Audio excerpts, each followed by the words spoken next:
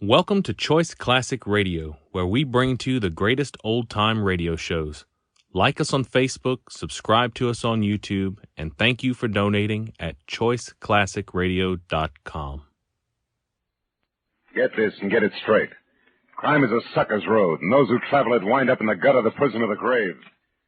This time a bride-to-be, a corpse in a plush bungalow, and a southern drawl behind a gun all had one thing in common. They moved through the same deep shadow. It happened like this. From the pen of Raymond Chandler, outstanding author of crime fiction, comes his most famous character in The Adventures of Philip Marlowe.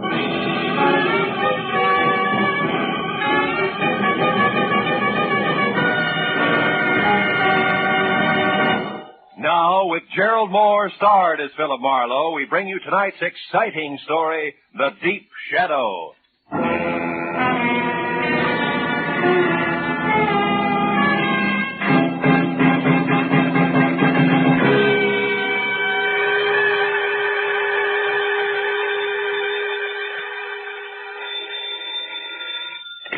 Hello. Mr. Philip Marlowe, please. This is Marlowe. Oh, my name is Harbury Kettering, and I'm to be married in 4 hours at 9 sharp. Oh, congratulations. I hope you'll be very happy. But my bride is gone. Disappeared. I need your help. Now, look, if you've been left waiting at the altar, I can't... But no, it's nothing like that. She's in trouble, Mr. Marlowe, I'm sure. No? Shirley loves me. Now, I'll pay anything you say, 200, 300, anything. Only get out here fast, please. Oh, wait a minute. Where is here? 3840 Sunswept Drive. It's in Studio City, just across the hills from Hollywood. 3840. Take the Laurel Canyon. Well, now, look, Mr. Kettering... Please, Mr. Marlowe, please. Okay. All right, Mr. Kettering, I'll see you.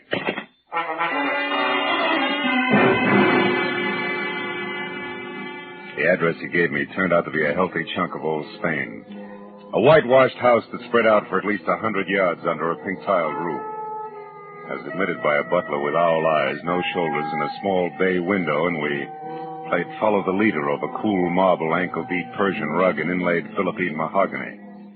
Finally, I was ushered into the ballroom, which was big enough for a highlight match. It was decked out for a wedding, from the champagne buckets and dead-over-ice lobsters to a pink rose-covered canopy at the center. And in the middle of it all, chain smoking while he worried, was my new client, Harvey Kettering. Well, Mr. Marlowe, I'm afraid there isn't a moment to lose, so I'd better tell you what I know quickly. But let's step outside on the patio. All right, Mr. Kettering. Mr. Marlowe, last night, Shirley and I What's went your to full name, Mr. Kettering? Doyle, Shirley Doyle. Oh, yes, here. Here's a snapshot of her. Mm-hmm. She's 25, blonde, and as you can see, Mr. Marlowe, very attractive. You're so right. You started telling me about last night. Oh, yes. We were out together at a nightclub, the Blue Chip. On Ventura Boulevard? Oh, yes. Now, we'd never been there before, yet I think that's where it started. What do you mean started? Well, when we were leaving the place about midnight, I called a cab. I was just giving the driver Shirley's home address, the Moore Park Court Apartments, when suddenly she told me to get in and told the driver to start at once. Do you know why? No, I thought perhaps she'd seen somebody coming from the club.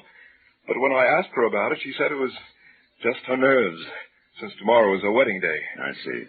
Then today she was supposed to call, but she didn't. At 2, I called her. Talked to her? No, she was gone. But I talked to the daymaid. She said when she arrived, she brought in a note that had been left outside Shirley's door. There's one of those leave-a-message pads in a box on her porch rail. Mm-hmm. She said it seemed to upset Shirley terribly.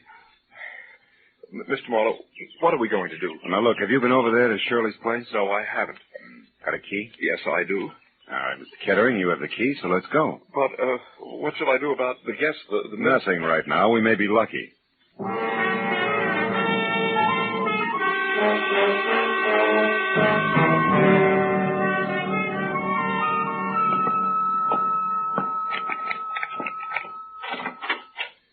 There are only 3 rooms, Mr. Marlowe.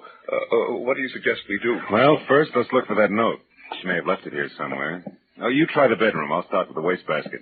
Full of papers. All right. Just as you say, Mr. Marlowe. Yeah, sure. Endicott Clinic. 321 North Russell. Say, Kettering, what does Shirley do for a living? Oh, she was a receptionist, Mr. Marlowe, at a medical clinic on Russell. Well, that figures. Mr. Marlowe. What? Mr. Marlowe, I found it. The note the maid spoke of, it's the same paper written with a soft pencil like the one attached to that box outside. It was on her dresser. Now, give it here. Let's see it. Dear Shirley Doyle, guess who I ran into last night? Francis Dragato. Suggest you meet me at the corner of Ventura and Woodsett Boulevard at 10:30. Outside, huh? Is Frances spelled with an E? Yeah, the girl's name. I've never heard Shirley mention any Frances Dragato. And a public street corner wouldn't be much of a place to check 5 hours after people met, would it, Mr. Marlowe? No, I suppose not. Mr. Marlowe, what have you got? What is it? Oh, a page torn out of the classified directory, a listing of theatrical agencies. Line through by pencil from A down to C. The last one crossed out is Capital Artist. Yeah, that makes Drake Talent Agency next. Well, she never had anything to do with show business, Mr. Marlowe. What do you think it means? I don't know. You going to check with the Drake Agency? No, my first stop's going to be where you were last night, the Blue Chip. I know the owner, Eddie Shaft, and Eddie knows an awful lot, including things that aren't always exactly his business. He'd be able to help us if he wants to. Shall I come along, Mr. Marlowe? No, you go home, Kittery. I'll try to deliver your bride before 9. All right. Shall I pay you now? Now we'll let it go COD. I haven't the slightest idea what I'm going to run into.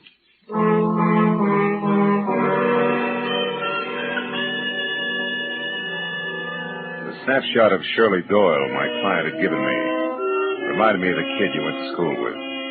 You know, she had the kind of well-scrubbed look you knew was quick to smile, but I knew that she could be in a lot of trouble if she was tied in at all with the dapper Eddie Shaft.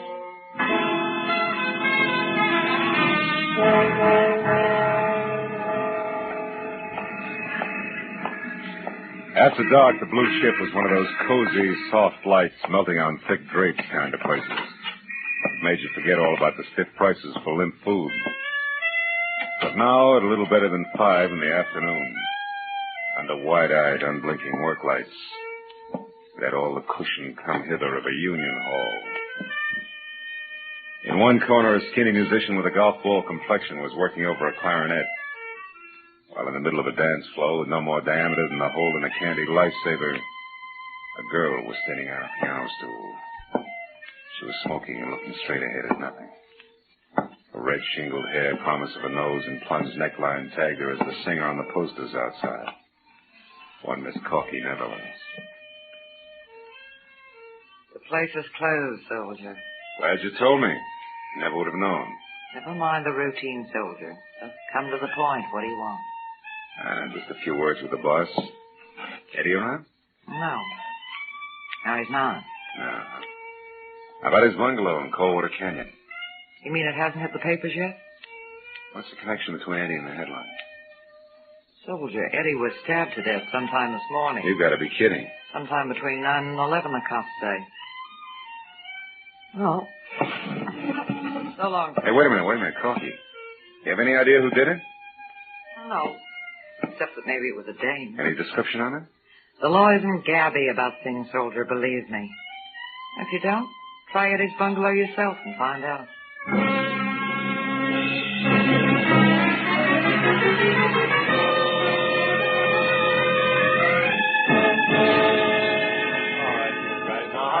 Will you?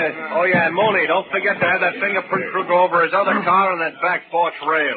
Okay, Lieutenant.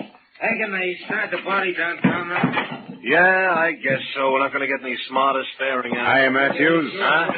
Oh, hello, Phil. What brings you up here? Curiosity, I was in the neighborhood. What's the setup? I hear it's supposed to be a woman. Could be. Where do you hear this? Singer over at the Blue Chip, Corky, Netherlands. Oh, her. Yeah, well, she's clear. She Yeah? was home right up until noon, and she can prove it. This happened a little before noon, an hour or so. But it was a woman, all right. What makes you so sure? Oh, Phil, fresh lipstick on a glass and a cigarette, a kitchen knife for a murder weapon, etc. No. Also, some long-nosed neighbor saw a girl. Said she was young, maybe blonde. She wasn't sure. Saw her run out of here a little after 11 this morning. Mm-hmm. All this adds up to somebody in particular, huh? Well, it should, Phil. Norma Mayetta. Who? Norma Mayetta's her name. She was Eddie's dearest. You see, it should have, but it doesn't. She left town last night for Chicago in the 1 a.m. plane. We checked it. Of course, Eddie Shaft went with a lot of girls. Excuse me, Yes, so Lieutenant. right. We just got hold of that night cashier over at the Blue Chip. Yeah, what do you say, Mooney? Shaft took $50,000 in small bills out of the office safe last night. Oh, what time? About 2 a.m. Had it in a large manila envelope. Yeah. Nothing even close to manila envelopes turned up here, has it? No, Lieutenant, but that gives us another angle to shoot at. All right, Mooney, pass the word to the boys. Okay, Lieutenant. Look, Marlowe, just a passing thought. What? You sure you're just curious? You sure you don't want to play 1 and 1 makes 2 with me? Yeah, I'm sure, Lieutenant. Well, look, I'll see you. I'll give you a call. Huh? Wait a minute. Yeah? Look, I know all about your professional ethics, relations between client and private detective. Yeah. We won't go into that. We're going to go into something else very briefly, Phil. The law on many points is quite clear, Marlowe. Clear like what, Matthews? Clear like the status of an accessory before or after the fact in a murder case. And like aiding and abetting a criminal. Like a lot of things you know all about, Phil. Keep them in mind, will you? Okay, Matthews. Yeah, I'll see you.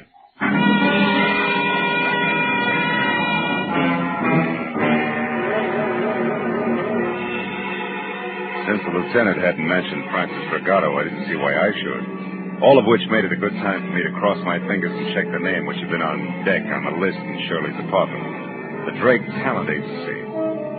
The place, which was on Sunset Strip, was strictly coy colonial, from a miniature Mount Vernon front to an oversized mirror-polished brass knocker on the front door that said my tie was crooked.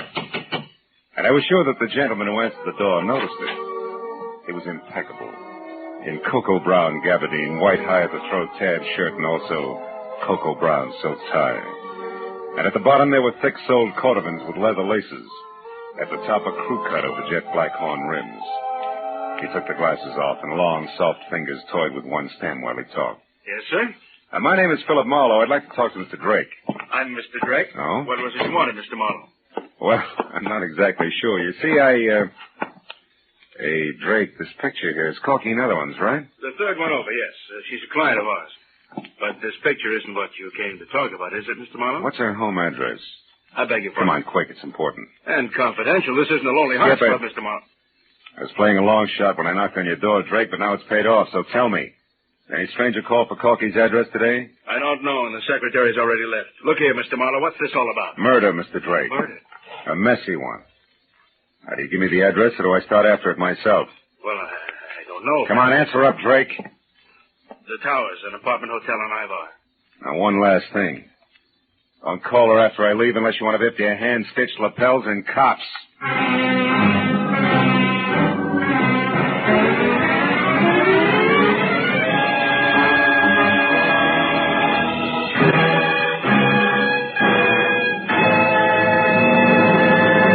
In just a moment, the second act of Philip Marlowe. But first, you might think that after several years with Gracie Ellen, George Burns had seen everything, done everything, been everything. But this Wednesday night, you'll find George in a brand new role, that of a Floradora girl, with costume and complications by Gracie Ellen.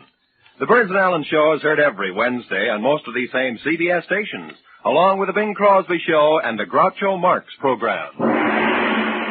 Now, with our star, Gerald Moore, we return to the second act of Philip Marlowe and tonight's story, The Deep Shadow.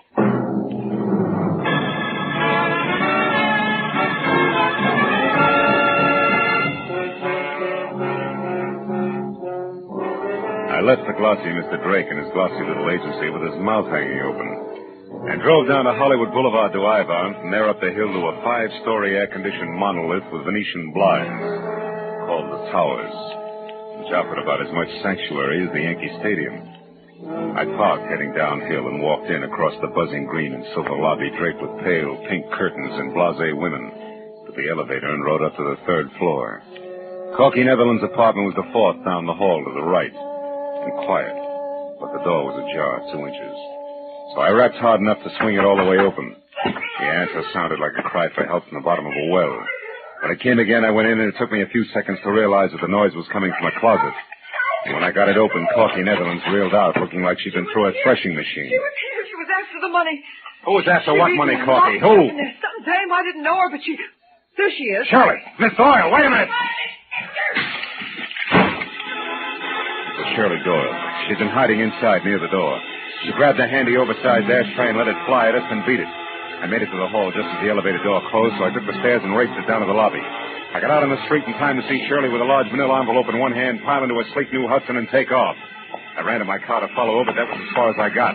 I was stopped cold by a nasty little gun in the hands of a southern accent behind a pair of strictly Hollywood dark glasses. Be a good boy, honey, and hold it. Now, look, Right sister, there. who do you think you are? What do I'll you... ask the questions if you don't mind. Why are you in such a fuss over the girl who just made off with? I was trying to get her out of a jam, believe it or not. Well, now, isn't that the darndest coincidence you ever saw? So am I. Only you want to catch her, and I want her to get away. I guess that's life, isn't it, honey? Yeah, in the raw. You said it. We got big business together, her and me. And it sure don't include you. Just a minute. This ad's like you could be Francis Dragato. Francis who? Dragato. Me? Yeah. Oh, that name's much too fancy for the likes of me, honey. I reckon we can break it up now. So why don't you just give me the keys there in your hand? My keys? Come on, give. Yeah, well... That's a good boy. Now, don't try anything silly. And, don't fret, honey. I'll leave the car 2 or 3 blocks down the street here. Look, maybe you ought to go back upstairs and console little sugar child up there. Maybe take her to a movie or something. You know, to cool her off. Well, that's a nice, fresh thought. I'm loaded with Yeah, it. you're Try loaded. me again sometime. Come on. Dames. Someday I'm going to get a case where there's no dames connected. Either directly or indirectly. Parking my car 3 blocks away, that's fine. Just fine. Hey, going up.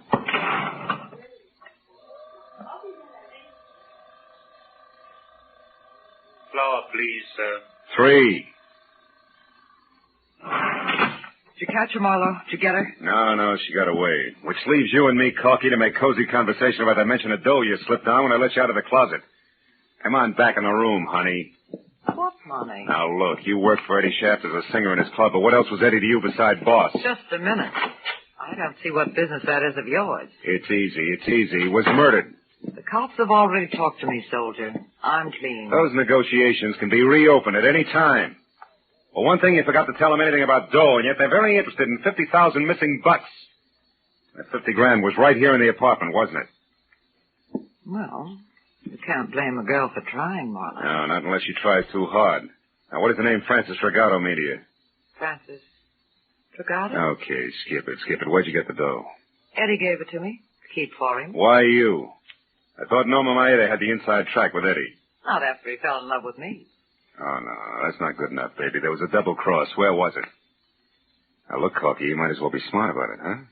All right, I didn't kill him. But if you can get that dough back for me, I'll split it with you. Right down the middle. I'm listening. That club of his is dying on its feet. The blue chip's going broke. Eddie and Norma Maeda raised $50,000 to keep it going. But Eddie decided to get out from under. He got rid of Norma by sending her to Chicago in a trumped-up deal. And he put all that cash in one lump and gave it to me to hold. We were going to run out together. Only somebody got to him, nailed him, and that left you holding the bag with 50 grand in it. That's nice. Except then a girl who belongs in this mess like a great-grandmother belongs in a high hurdle race stepped in and took it away from you. With the help of a southern accent and dark glasses. Who are you calling? Friend of mine at Homicide. Why, you... Sit down and shut up. So far you've been lucky, Corky. Don't push it. Matthews, homicide. Marlowe Matthews, listen, on that Eddie Shaft case. Yeah, what about I it? got a couple of things you might be of help to you. Now, look, item 1. That missing 50 grand is being sought after by a southern accent and dark glasses. A woman? Yeah, she pulled a gun on me. Item 2. The name Francis Dragato. It ties in. Dragotto. Ring any bells? Dragato. That's what I said. Yeah, wait a minute. Oh, yeah, I What? remember, yeah. Yeah, but it's nothing, Marlowe. It's ancient history. Dragato, I knew, was a third-rate burglar shot and killed resisting arrest down the Sandbar district about 5 years ago. Way back when I was a prowl car sergeant. Look, what about this Tell me, southern... Dragato have a wife? No, I think there was a daughter around. Name though. Francis? I don't remember that good, Marlowe. Look, what is this Dragato business anyway? Well, so far it's a hunch. That's what I thought. Climb off of it and get down to facts, will you? Who's the dame after that Eddie Shaft money? Where did you run into her? I lost her on Ivar. That's not what I asked you. I know that's not what you asked, but anything else would be a breach of my client's confidence. All right, look, Marlowe, I'm real serious. I'm going to give you just 1 hour to notify your client and get down here and spill. After that, I'm putting out a call to have you picked up for withholding evidence. Matthews ain't kidding this time. You, didn't say goodbye. That's quite a tightrope you walk, Marlowe. Yeah, sometimes. You're good. And I'm a girl of my word.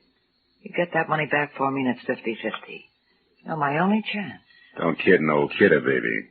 You're a girl of 2 words, double and cross. Good night, Corky.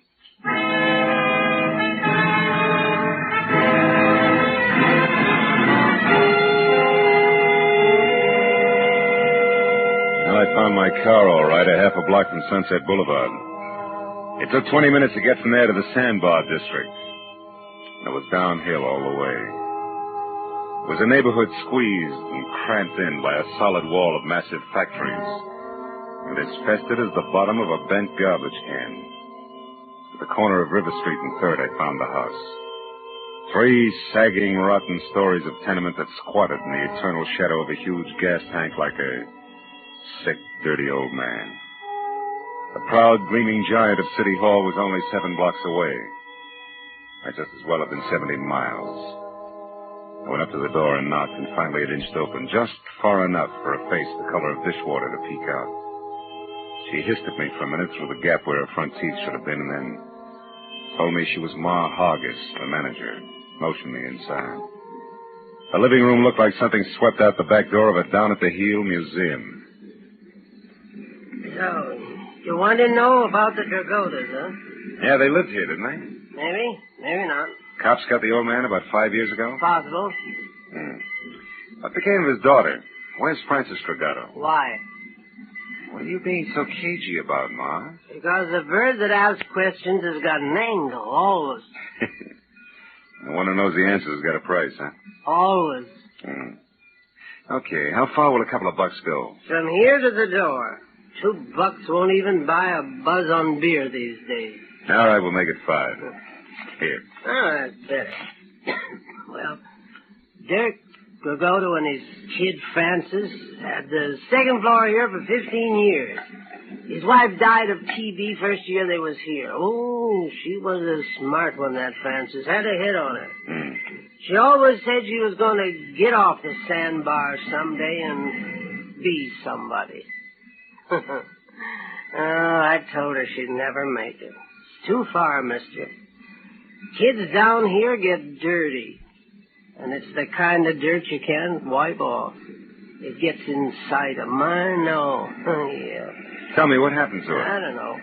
When her old man got it, she left and I never seen her again. Not to this day. Probably left town and wound up working the gin mills in some other place. Is that they the always $5 do. worth? Huh?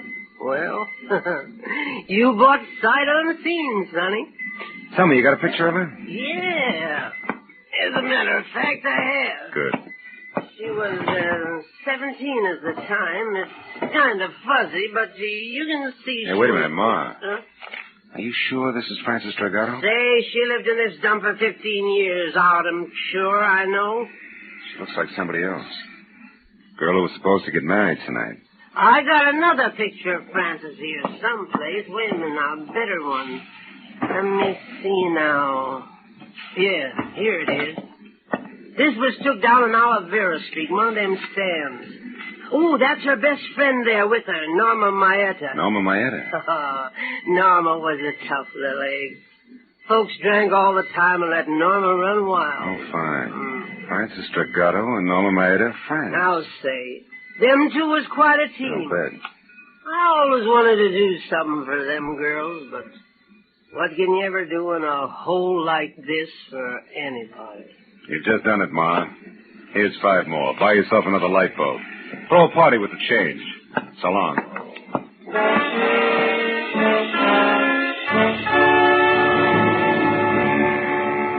The eyes of one young woman and the chin and mouth of another, side by side, smiling into a camera, had cleared up a lot of questions. But there was one more that needed an answer fast. I called Matthews from the first phone booth I came to, brought him up to date in a hurry, and then asked him to check Norma Maeta's place, and if that was blank, to meet me at the Moore Park Court Apartments, which was the only other likely place I could think of. I crowded traffic lights all the way out, but he and Sergeant Mooney got there almost as soon as I did. And I led them back to Francis Dragato's well-lit cottage, the one she'd taken in her new name, Shirley Doyle. Mooney went to cover the back while Matthews and I moved in up front. Your hunches are paying off tonight, Marlowe. Oh, yeah, they're in here all right. Yeah, come on over this way. The window's open. But catch a little conversation first, you know. It might help. Yeah, if you keep quiet, we can. I'm due in Chicago. Thanks for your help, Francis, dear. Yeah. I had to get this money.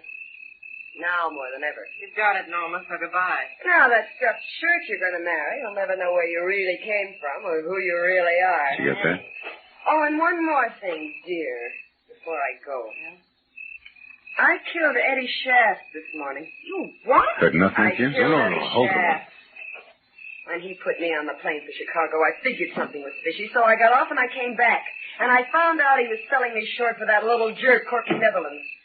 We had an argument. I killed him. Then I remembered seeing you leave the blue chip last night. I needed someone like you to get the money for me, Francis. Yeah, there's your tie-in. I couldn't afford to be seen here in L.A. when I was supposed to be in Chicago. Not with a murder on my neck. But you were seen by that man who chased me at the hotel. Who, Marlowe? He's still looking for a southern drawl and dark glasses. You're the only one who knows the truth, and you're in it with me now. I'm not going to let you involve me in a murder, Norma. Getting that money was one thing, but I'm not going to be mixed up in a killing. I don't care what it costs me. I'm going to tell the whole thing. You're a fool, Francis. I got a good alibi for one murder. It'll work for two. Let's go, Matthews. Yeah, You're not fast. going to Come on. stop me now, Francis. Nobody is. And who's that? All right, hold it, girls. We're police. You're not taking me! Matthews! Police! Stop her! Hey, stop! Stop it, lady! No! Come on, Marlowe. I think she's dead, Lieutenant. She wouldn't stop. She was shooting at me, but she's a woman. All right, Mooney. That gun in her hand, she was a killer and nothing more. Yeah, I suppose she was. If you'd asked that kid inside, she could tell you what made her that way. Oh, well, let's get out of here, Matthews.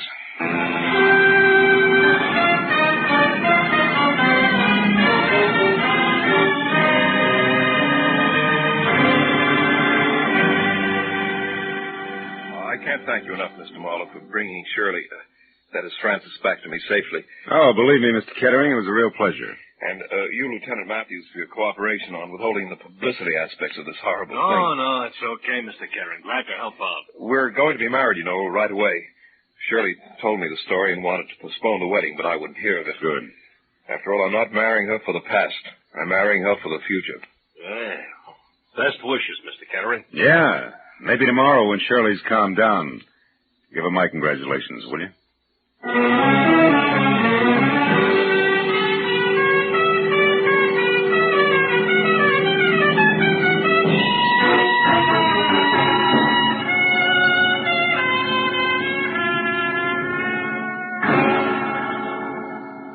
Well, after a long cup of coffee and a lot of conversation about people with Matthews, I finally got in my car and headed home to my apartment on Franklin Avenue, which isn't the best street in town, but it is lined with palm trees instead of garbage cans.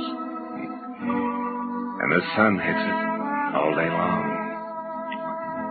Yeah, but that reminded me again of River Street, the deep, perpetual shadow that hangs over it. A dirty shadow that Ma Hargis said could never be rubbed off. A shadow that spawns the Norma Maedas of the world. I was still thinking about it while I got ready for bed. I knew Ma wasn't 100% right. I'd seen the exception of the rule. But she was 99% right. Just enough to disturb my sleep. Oh, well. One guy can't change things. Can he?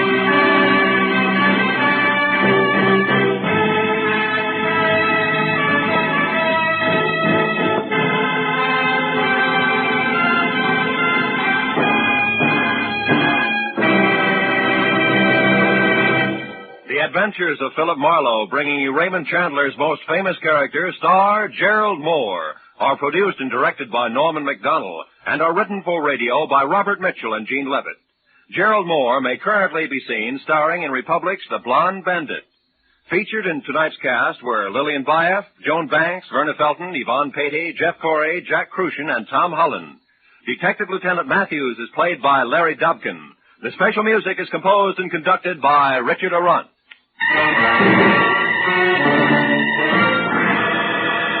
Be sure and be with us again next week when Philip Marlowe says... This time I started with a Romanian from left field. Got misled in the Philippine jungles, chased an English accent clear to Venice, and wound up at a Shinto shrine with a friend from Siam. All without ever leaving Los Angeles.